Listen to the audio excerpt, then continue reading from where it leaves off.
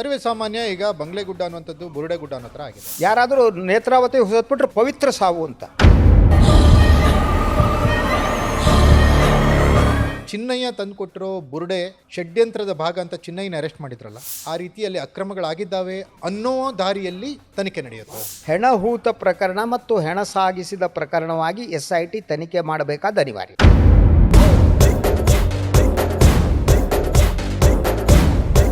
ಯಾರಾದರೂ ನೇತ್ರಾವತಿ ಹೊಸದ್ಬಿಟ್ರೆ ಪವಿತ್ರ ಸಾವು ನೇರವಾಗಿ ಸ್ವರ್ಗದಲ್ಲಿ. ಅನುಮಾನಾಸ್ಪದ ಸಾವುಗಳ ಎಲ್ಲ ಪ್ರಕರಣವನ್ನು ತನಿಖೆ ನಡೆಸಬೇಕು ಅಂತ ಸರ್ಕಾರ ಆದೇಶ ಹೇಳಿದೆ.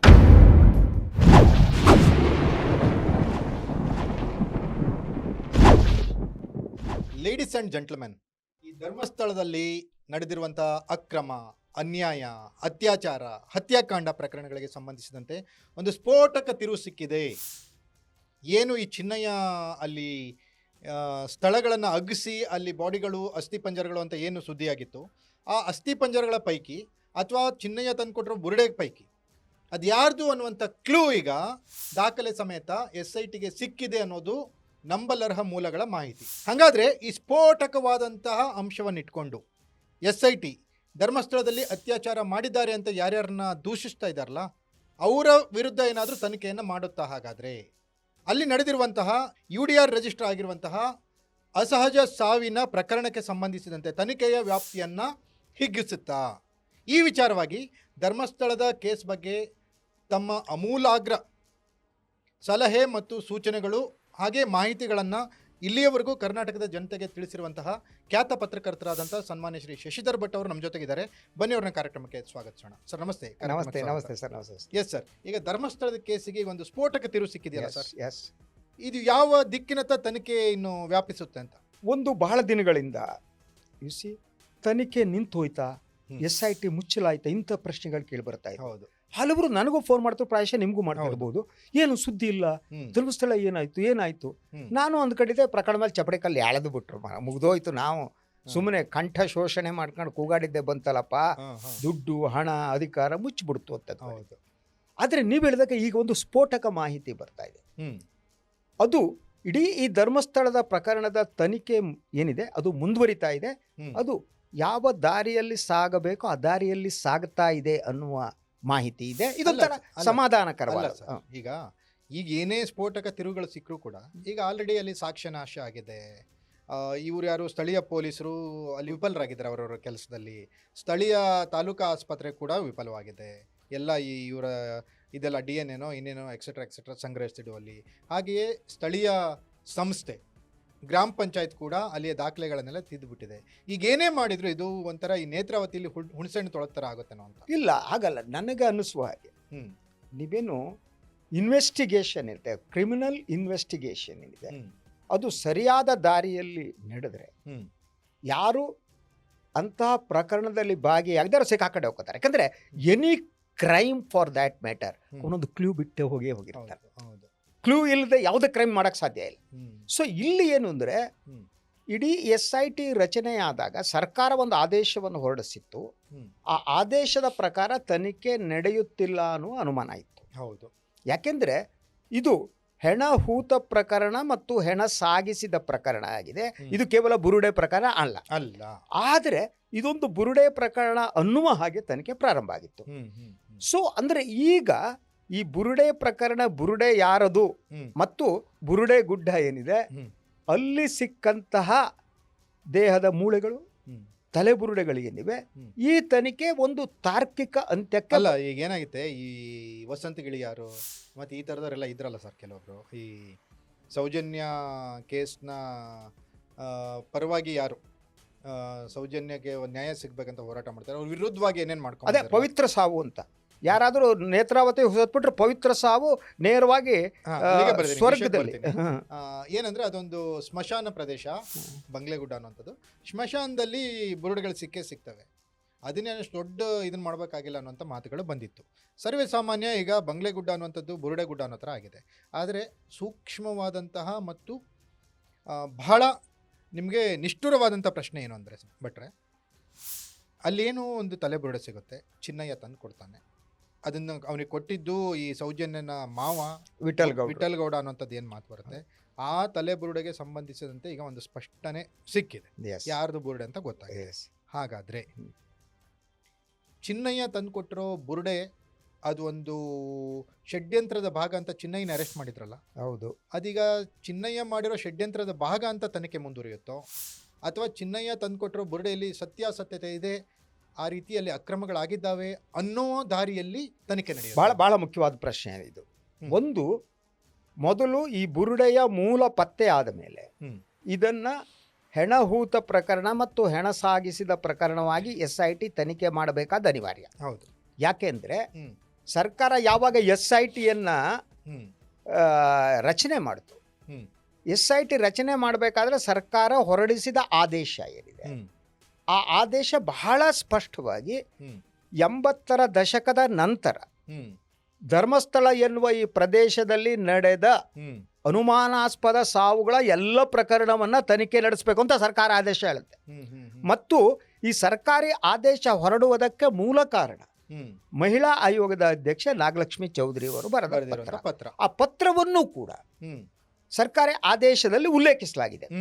ಹಾಗಿರಬೇಕಾದ್ರೆ ಸರ್ಕಾರಿ ಆದೇಶದಲ್ಲಿ ಉಲ್ಲೇಖವಾದಂತೆ ತನಿಖೆ ನಡೆಸಬೇಕಾದುದು SIT ಕರ್ತವ್ಯ. ಹೌದು. ಆದರೆ ಮೊದಲು ಇದನ್ನ ಬುರುಡೆ ಪ್ರಕರಣವಾಗಿ ಪರಿಗಣಿಸಿದಾಗ ಇಡೀ ಪ್ರಕರಣ ಸೀಮಿತವಾಗಿತ್ತು ಅಷ್ಟಕ್ಕೆ. ಅನುಮಾನ ಬಂದಿತ್ತು. ಈಗ ಬುರುಡೆ ಪ್ರಕರಣ, ಅದು ಬುರುಡೆಯ ಸತ್ಯ ಗೊತ್ತಾದ ಮೇಲೆ SIT ಅನಿವಾರ್ಯವಾಗಿ ಹೆಣಹೂತ ಪ್ರಕರಣವನ್ನ ತನಿಖೆ ಮಾಡಲೇಬೇಕು, ತಪ್ಪಿಸ್ಕೊಳಕ್ಕಾಗಲ್ಲ. ಷಡ್ಯಂತರ ಅಂತ ಎಲ್ಲರೂ ಅಂದ್ರು, ಉಪಮುಖ್ಯಮಂತ್ರಿಗಳು ಹೇಳಿದ್ರು. ಆ ಒಂದು ಉಪಮುಖ್ಯಮಂತ್ರಿಗಳು ಹೇಳಿದ ಮೇಲೆ ಅದೊಂಥರ ಆದೇಶ ಇತ್ತು. ಅಲ್ಲಲ್ಲ, ಈಗ ಮತ್ತೊಮ್ಮೆ ವಿಷಯಕ್ಕೆ ಬರ್ತೀನಿ. ಈಗ ಮೊನ್ನೆ CJ ರಾವ್ ಅನ್ನೋನು IT ಅವ್ರು ಬಂದಾಗ ಅವನು ಏನು ಶೂಟ್ ಮಾಡ್ಕೊಂಡು ಆತ್ಮಹತ್ಯೆ ಮಾಡ, ಹೌದು, ಅದಕ್ಕೋಸ್ಕರನೇ SIT ನಡೆಸಿ ಒಂದು ಆತ್ಮಹತ್ಯೆಗೆ ಸಂಬಂಧಿಸಿದಂತೆ SIT ರಚಿಸಿ ತನಿಖೆ ಮಾಡಿಸಿರೋ ನಮ್ಮ ಸರ್ಕಾರ. 74 ಅಲ್ಲಿ ಅಸಹಜ ಸಾವುಗಳಾಗಿದ್ದಾವೆ ಅಂದ್ರೂ ಕೂಡ ಅಷ್ಟು ಒಂದು ರೀತಿಯಲ್ಲಿ ತನಿಖೆ ಬಗ್ಗೆ, ಅದರ ಯಾವ ವೇಗದಲ್ಲಿ ಸಾಗ್ತಾ ಇದೆ ಅನ್ನೋದ್ರ ಬಗ್ಗೆ, ಅಥವಾ ನೀವು ಖಡಾಖಂಡಿತವಾಗಿ ನಿಷ್ಠುರವಾಗಿ ತನಿಖೆ ಮಾಡಿ ಅಂತ ಸೂಚಿಸೋದ್ರ ಬಗ್ಗೆ ಹಿಂದೇಟು ಹಾಕ್ತಿದೆಯಲ್ಲ. ಒಂದು ಜೀವಕ್ಕಿಂತ 74 ಜೀವಗಳಿಗೆ ಬೆಲೆ ಇಲ್ವಾ ಹಾಗಾದ್ರೆ? ಅದು ನಮ್ಮಲ್ಲಿ ನಾವು ಈಗ ನೀಡ್ ಆಫ್ ಸಸ್ಪಿಷನ್ ಅಂತ ಹೇಳ್ತೀವಿ ಕಾನೂನು. ಅದನ್ನು ಸಂಶಯದ ಮುಳ್ಳು. ಈ ಸಂಶಯದ ಮುಳ್ಳು ಎತ್ತ ತಿರುಗುತ್ತೋ, ಅದು ಯಾರನ್ನ ತೋರಿಸುತ್ತೋ ಅವರು ಎಷ್ಟರ ಮಟ್ಟಿಗೆ ಪ್ರಬಲರು ಅನ್ನೋದ್ ಮೇಲೆ ತನಿಖೆ ಪ್ರಾರಂಭ ಆಗುತ್ತೆ. ಮುಳ್ಳು ಬೇರೆ ಕಡೆ ತಿರುಗಿಸಿ. ಈಗ ಯಾವುದೋ ಒಂದು ಪ್ರಕರಣದಲ್ಲಿ ಇದೇನಿದೆ ಸಂಶಯದ ಮುಳ್ಳು ನಮ್ಮಂತ ಸಾಮಾನ್ಯ ಜನರ ಮೇಲೆ ಬಂದ್ಬಿಟ್ರೆ ಒಳಗೆ ಹೋಗಿ ನಮ್ಮನ್ನು ಮುಗಿಸ್ಬಿಡ್ತಾರೆ. ಪ್ರಬಲರಿರ್ತಾರಲ್ಲ, ಪ್ರಬಲರಿಗೆ ಒಂದು ರಾಜಕೀಯ ಶಕ್ತಿ ಇರುತ್ತೆ, ಆಯ್ತಾ, ಸಾಮಾಜಿಕ ಶಕ್ತಿ ಇರುತ್ತೆ, ಅದರ ಜೊತೆಗೆ ಜನರ ನಂಬಿಕೆಯ ಶಕ್ತಿ ಇರುತ್ತೆ, ಎಲ್ಲ ರೀತಿಯ ಶಕ್ತಿಗಳಿರ್ತವೆ. ಆದ್ರಿಂದ ಇಂತಹ ಪ್ರಕರಣಗಳ ತನಿಖೆ ಅಂತ ಸುಲಭವಾದ್ದಲ್ಲ. ಅದರ ಜೊತೆಗೆ ಯಾರು ತನಿಖಾಧಿಕಾರಿಗಳು ಇರ್ತಾರೆ ಅವರು ಫ್ರೀ ಕನ್ಸೀವ್ಡ್ ಮೈಂಡ್ ಇಂದ ಹೋಗ್ತಾರೆ. ಸರ್ಕಾರದಲ್ಲಿ ಇರುವವರು ಯಾವುದೇ ಒಂದು ಇಂಥ ತನಿಖೆ ವಿಚಾರದಲ್ಲಿ ಪೂರ್ವ ನಿರ್ಧಾರಿತ ಮನಸ್ಸನ್ನ ಸೃಷ್ಟಿಯಾಗದಂತೆ ನೋಡ್ಕೋಬೇಕು. ಈ ಪ್ರಕರಣದಲ್ಲಿ ಹಂಗಾಗೇ ಇಲ್ಲ. ಮೊದಲನೇದು ಇದು ಷಡ್ಯಂತರ. ಅವರು ದೇವ ಪ್ರತಿನಿಧಿಗಳು ಬಂದು ಇಳ್ಕೊಂಡಿದ್ದಾರೆ. ಈ ಆರೋಪ ಮಾಡುವವರೆಲ್ಲ ಅಯೋಗ್ಯರು, ಅವರೆಲ್ಲರೂ ಒಳ್ಳೆ ಕೆಲಸ ಮಾಡ್ತಾರೆ. ಯಾರು ನಮ್ಮಂತವ್ರು ಪ್ರಶ್ನೆ ಮಾಡಿದ್ರೆ ನಾವು ಅಯೋಗ್ಯರು, ಧರ್ಮದ್ರೋಹಿಗಳು, ಧರ್ಮಲಡ್ಡರು, ಈ ರೀತಿ ಆರೋಪ ಹೊರಬೇಕಾಗತ್ತೆ. ಆದರೆ ಅಲ್ಟಿಮೇಟ್ಲಿ ನಾನು ಈ ಪ್ರಕರಣ ಮೊದಲಿಂದ ಹೇಳಿದೆ, ಪ್ರಣವ್ ಮೊಹಾಂತಿ ಅವರ ಮೇಲೆ ನನಗೆ ಸ್ವಲ್ಪ ನಂಬಿಕೆ ಇದೆ. ಇಡೀ SIT ಒಳಗಿರುವವರು ಬಹಳಷ್ಟು ಜನ ನುಸುಳ್ಕೊಂಡಿದ್ದಾರೆ, ಅದು ಡಿಫ್ರೆಂಟ್ ಇಶ್ಯೂ. ನುಸುಳಕ್ಕೆ ಇವರು ಅವಕಾಶ ಕೊಟ್ಟರು ಪ್ರಣವ್ ಮೊಹಾಂತಿ ಅವರು. ಅವ್ರನ್ನ ಕೇಳಿ ತುಂಬಿದ್ರು ಅಥವಾ ಇನ್ಯಾರ್ದೋ ಇನ್ಫ್ಲೂಯೆನ್ಸ್ ಬಂತೋ. ಯಾಕಂದ್ರೆ ಬಹಳಷ್ಟು ಜನ ಆ ಪ್ರದೇಶದ ಮಹಾನ್ ಭಕ್ತರುಗಳು ಸರ್ಕಾರದಲ್ಲಿದ್ದಾರೆ, ಮಂತ್ರಿಗಳಾಗಿದ್ದಾರೆ, ಒಬ್ಬಿಬ್ಬರಲ್ಲ ಹಲವರು ಇದ್ದಾರೆ. ಅಂಗಿ ಬಿಚ್ಕೊಂಡು ಹೋಗ್ಬಿಡ್ತಾರೆ ಅಲ್ವಾ, ಅಂಗಿ ಬಿಚ್ಕೊಂಡು ಹೋಗಿ ಅವ್ರ ಕಾಲು ಪಾದ ತೊಳೆದು ಅಂಥ ಜನಗಳು ತುಂಬ ಜನ ಇದ್ದಾರೆ ಅಲ್ಲಿ ಹೋಗುವಂಥವ್ರು. ಸೊ ಅಂಥವ್ರು ಯಾರೋ ಪ್ರಭಾವ ಬೀರಿರ್ತಾರೆ. ಮತ್ತು ನೀವು ಈ SITಯಲ್ಲಿ ಜನರನ್ನ ಹಾಕಬೇಕಾದ್ರೆ ಒಬ್ಬ ವ್ಯಕ್ತಿಯ ಇರುವ ಈ ಕ್ರಾಸ್ ಕನೆಕ್ಷನ್ಗಳು ಎಲ್ಲಿದು ಅಂತ ಗೊತ್ತಾಗಲ್ಲ. ಹೌದು, ಹಾಕಬಿಟ್ಟಿರ್ತಾರೆ, ನಂತರ ರಿವೀಲ್ ಆಗ್ತಾ ಹೋಗುತ್ತೆ. ಸೊ ಇಂಥ ಸಿಚುವೇಶನ್ನಲ್ಲಿ ಈಗ ಏನು 1,000ಕ್ಕೂ ಹೆಚ್ಚು ಮೂಳೆಗಳು, 8 ತಲೆಬುರುಡೆಗಳು ಮತ್ತು ಚಿನ್ನಯ್ಯ ಕೊಟ್ಟ ಇನ್ನೊಂದು ತಲೆ. ಹೌದು, ಈಗ ಇಷ್ಟೆಲ್ಲ ಸಿಕ್ಕಿದವಲ್ಲ ಸರ್, ಇದನ್ನೆಲ್ಲ ಕಳಿಸ್ತಾರೆ FILಗೆ, DNA ರಿಪೋರ್ಟ್ ಬರುತ್ತೆ ಅಂತಾನೆ ಅಂದ್ಕೊಳ್ಳೋಣ. ಆದರೆ ಈಗ 74 ಅಸಹಜ ಸಾವುಗಳು ಆದಾಗ ಆ ಸಾವುಗಳ ಸಂದರ್ಭದಲ್ಲಿ ಆಗಿರುವಂತಹ DNA ಸಂಗ್ರಹ ಇದ್ರೆ ಈಗ ಇವರು ಮ್ಯಾಚ್ ಮಾಡ್ತಾರೆ. ಹಂಗ ಮಾಡಲ್ಲ. ಏನ್ ಮಾಡ್ತಾರೆ ಅಂದ್ರೆ ಈಗ ಏನು ಇದನ್ನು ನೀವು ಬೆಂಗಳೂರಿನಲ್ಲಿರುವಂಥ ಫೊರೆನ್ಸಿಕ್ ಲ್ಯಾಬಿಗೆ ಕಳಿಸಿದ್ದಾರೆ. ಹೌದು ಅಲ್ಲಿ ಏನು ಮಾಡ್ತಾರೆ, ಈ ತಲೆಬುರುಡೆಗಳು ಮೂಳೆಗಳಲ್ಲಿ ನಿಮಗೆ DNA ಸಿಗುತ್ತೆ, ಹೌದು ರೈಟ್? ಹ್ಮ್. ಅದ್ರ ಜೊತೆಗೆ ಇವ್ರು ಏನು ಮಾಡ್ತಿದ್ದಾರೆ ಈಗ ಅಂತಂದರೆ, ಹ್ಮ್. ಯಾರು ನಮ್ಮವರು ಧರ್ಮಸ್ಥಳದಲ್ಲಿ ಕಾಣೆಯಾಗಿದ್ದಾರೆ ಅಂತ ಯಾರ್ಯಾರು ದೂರು ಕೊಟ್ಟಿದ್ದಾರೆ, ಹ್ಮ್. ಆ ದೂರಿನಲ್ಲಿ ಇರುವವ್ರನ್ನೆಲ್ಲ ಕರೆಸಿದ್ದಾರೆ. ಈಗ ಕರೆಸಿ ಅವರ ಅವರ DNA ತಗೊಂಡಿದ್ದಾರೆ ಓಕೆ ಭಾಳಷ್ಟು ಜನ. ಅದನ್ನ SIT ರಿವೀಲ್ ಮಾಡ್ತಾ ಇಲ್ಲ ಎಷ್ಟು ಜನ DNA ತಂದಿದ್ದಾರೆ ಮತ್ತು ಎಷ್ಟು ಜನ ಕಾಣೆಯಾಗಿದ್ದಾರೆ ಅನ್ನೋದು. ಹೌದು but according to SIT sources, hmm. So ಅವ್ರನ್ನೆಲ್ಲ ಕರೆದು ಅವರ DNA ಸಂಗ್ರಹ ಮಾಡ್ತಾರೆ, ಮ್ಯಾಚ್ ಮಾಡಕ್ಕೆ ಟ್ರೈ ಮಾಡ್ತಾರೆ. ಈಗ ಇದ್ದದ್ದೇನು ಮಾಡ್ತಾರೆ, ಏನು ಫೊರೆನ್ಸಿಕ್ ಲ್ಯಾಬಿಂದ ಬಂದಂಥ ಈ DNA ಮೂಳೆಗಳದ್ದು ಮತ್ತು ಈಗ ಯಾರ್ಯಾರು ದೂರು ಕೊಟ್ಟಿದ್ದಾರೆ ಅವ ತಗೊಂಡ್ಬಿಟ್ಟು ಅವ್ರನ್ನ ಮ್ಯಾಚ್ ಮಾಡೋ ಅಂಥದ್ದು. ಓಕೆ ಅದರಲ್ಲಿ ಇನ್ನೂ 2 ಇದನ್ನು ಮಾಡ್ತಿದ್ದಾರೆ ಅವರು. ಫಸ್ಟ್ ಮಾಡ್ತಾ ಇದ್ದಾರೆ ಅಂದರೆ ಇಬ್ಬರು ವ್ಯಕ್ತಿಗಳ ಐಡೆಂಟಿ ಕಾರ್ಡ್ ಸಿಗುತ್ತೆ ನೋಡಿ, ಒಬ್ಬ ಹೌದು. ಕೂರ್ಗಿ ಆ್ಯಂಡ್ ಅನದರ್. ಹೌದು ಸೊ ಆ ಐಡೆಂಟಿ ಕಾರ್ಡ್ ಸಿಕ್ಕಂತಹ ವ್ಯಕ್ತಿ ಏನಿದ್ದಾರೆ, ಹೆಸರುಗಳೇನಿವೆ, ಅವರ ಕುಟುಂಬದ DNA ತರಿಸಲಾಗಿದೆ ಈಗ. ಓಕೆ ಅದು ತಂದು ಇದರ ಜೊತೆ ಅದನ್ನು ಕಂಪೇರ್ ಮಾಡ್ತಾರೆ. ಸೊ ಈಗಿರುವ ಮಾಹಿತಿಯ ಪ್ರಕಾರ ಏನು ಚಿನ್ನಯ್ಯ ಒಂದು ಬುರುಡೆ ಹಿಡ್ಕೊಬಂದ, ವಿಠ್ಠಲ್ ಗೌಡ್ರು ಏನು ತಂದು ಕೊಟ್ಟರು ಅದು ಬಂಗ್ಲೆಗೂಡದಿಂದ ತಂದದ್ದು ಅನ್ನೋದು SIT ಕನ್ಫರ್ಮ್ ಆಗಿದೆ. ಸೊ ಮತ್ತು ಅದರ DNA ಏನಿದೆ ಬಹುಮಟ್ಟಿಗೆ ಅವ್ರು ಅನೌನ್ಸ್ ಮಾಡಬೇಕು.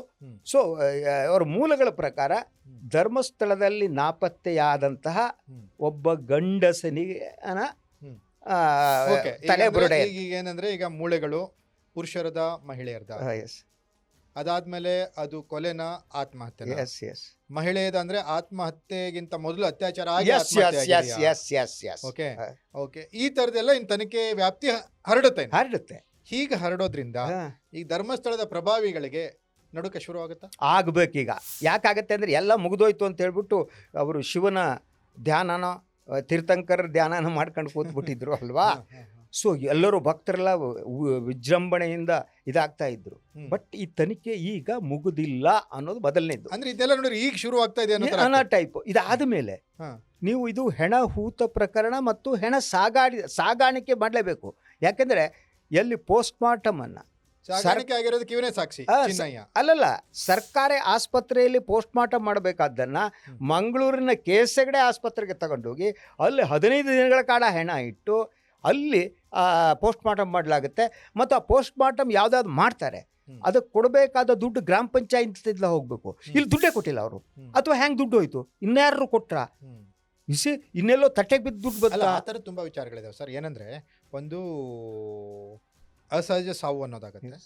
ಅಸಹಜ ಆದಮೇಲೆ ಏನಾಗುತ್ತೆ ಅಂದ್ರೆ ಅದು ಅನಾಮಧೇಯ ಶವ ಅನ್ನೋ ಥರದ್ದಾಗುತ್ತೆ.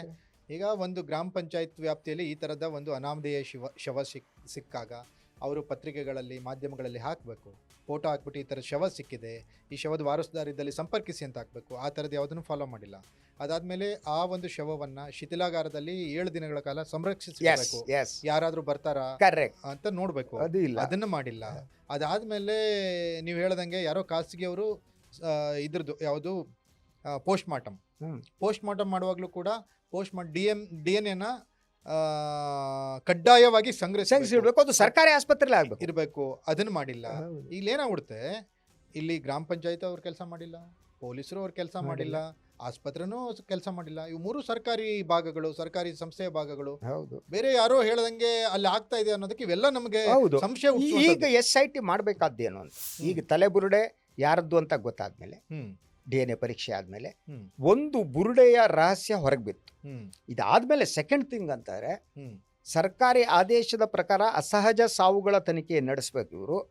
ಇವರು 89ರ ನಂತರ ಒಂದು ಧರ್ಮಸ್ಥಳ ಮತ್ತು ಬೆಳ್ತಂಗಡಿಯ ಪೊಲೀಸ್ ಸ್ಟೇಷನ್ನಲ್ಲಿ ಯಾರ್ಯಾರು ಕೆಲಸ ಮಾಡ್ತಾ ಇದ್ರು ಇನ್ಸ್ಪೆಕ್ಟರು, ಯಾರ್ಯಾರು ಈ UDR ದಾಖಲೆ ಮಾಡಿದ್ದಾರೆ ಅವರ ಎನ್ಕ್ವೈರಿ ನಡಿಬೇಕು.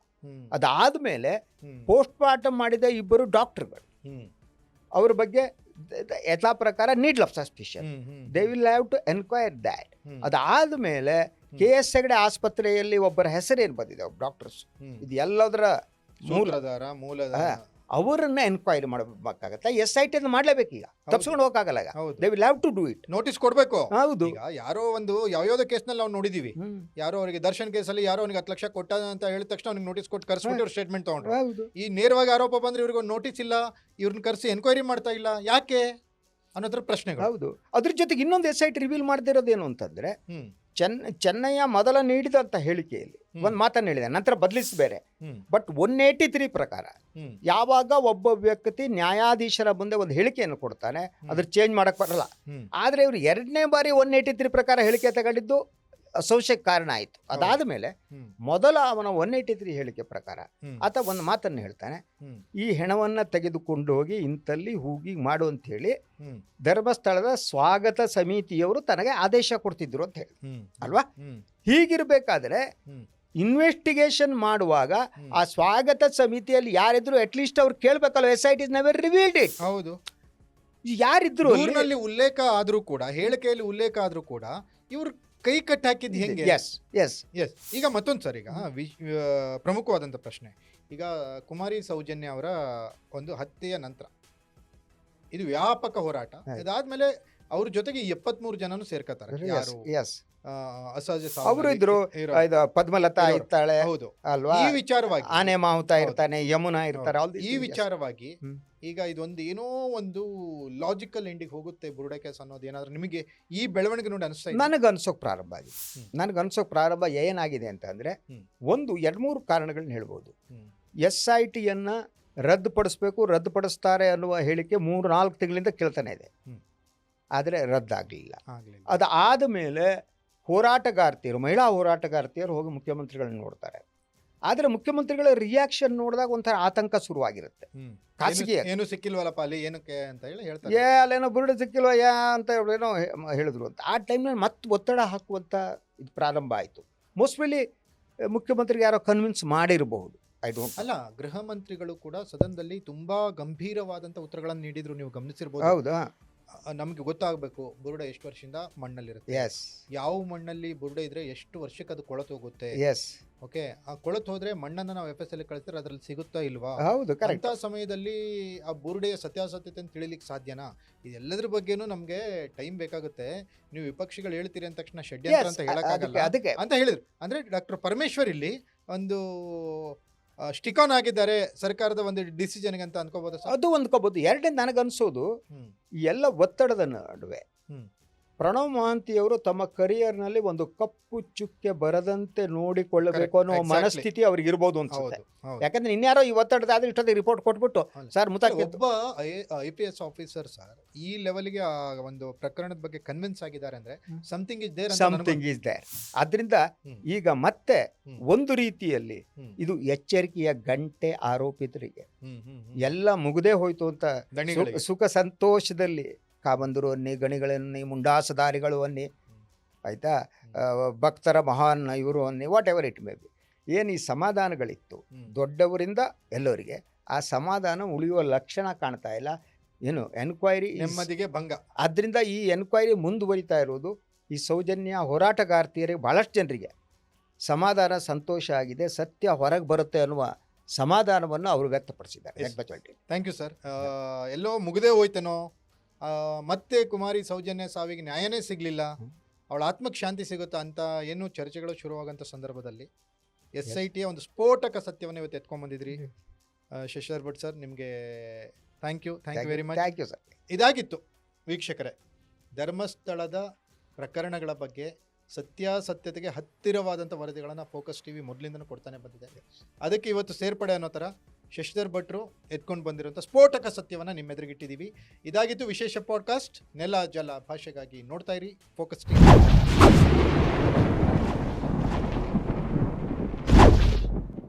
ಸರ್ವೇ ಸಾಮಾನ್ಯ ಈಗ ಬಂಗ್ಲೆಗುಡ್ಡ ಅನ್ನುವಂಥದ್ದು ಬುರುಡೆ ಗುಡ್ಡ ಅನ್ನೋ ಥರ ಆಗಿದೆ. ಯಾರಾದರೂ ನೇತ್ರಾವತಿ ಹೊಸತ್ಬಿಟ್ರೆ ಪವಿತ್ರ ಸಾವು ಅಂತ.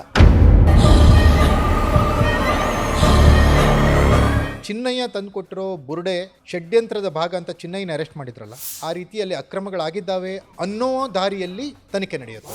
ಹೆಣಹೂತ ಪ್ರಕರಣ ಮತ್ತು ಹೆಣ ಸಾಗಿಸಿದ ಪ್ರಕರಣವಾಗಿ SIT ತನಿಖೆ ಮಾಡಬೇಕಾದ ಅನಿವಾರ್ಯ.